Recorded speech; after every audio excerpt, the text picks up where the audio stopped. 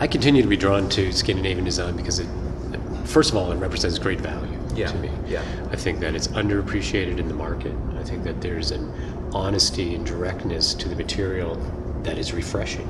I think that the broader exploration beyond just the icons, which we have some of the icons, but we're also delving in and showing a lot of different designers and artists that honestly I'm learning, and that's exciting. It's exciting to show new work.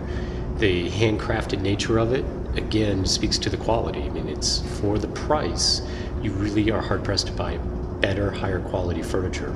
It's the quintessential Danish dining chair. Yeah. I think it was famously used in the Nixon-Kennedy debates. Yeah. This is a match set of 12 in all original condition. They have a little bit of wear to them, which I really like. They show some real patina in a very pleasing way. Yeah. Stig Lindberg. Monumental. This vessel is enormous, which is why I picked it. Yeah, this is one of those things that's hard to convey the scale in the catalog, but it's one of the largest ones we've ever seen. Finn Juhl Settee, I think Finn Juhl is one of the most sublime designers from Denmark. You know, this work in particular combines a sort of biomorphic design element that sort of reminds me of Noguchi, combined in a restrained Danish aesthetic. All right. I picked this lamp. I love the versatility of it, that it can be ceiling mounted or wall mounted. I think it telescopes from 2 feet to 14 feet. Yeah, it's pretty incredible.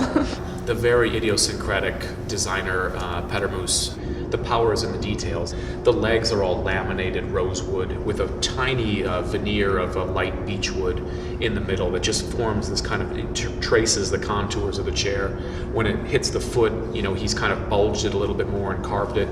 You can just analyze and kind of enjoy all the details of this chair endlessly. We chose it for the cover lot because it's just so beautiful. The other interesting thing about this item is that the upholstery on the seat was designed by his sister, specifically for this chair.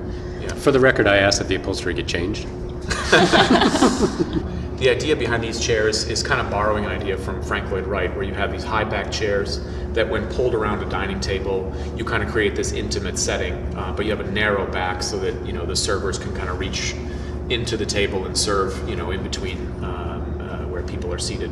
Scandinavian material is just so consistent. You can judge it on the pedigree of the designer. You can judge it on the quality of the craftsmanship, and by and large, you can date each piece to an earlier or later vintage, and it just has broad appeal. The first sale was 90% sold. It was a commercial success as well as a critical success. I think that it was well received by our audience.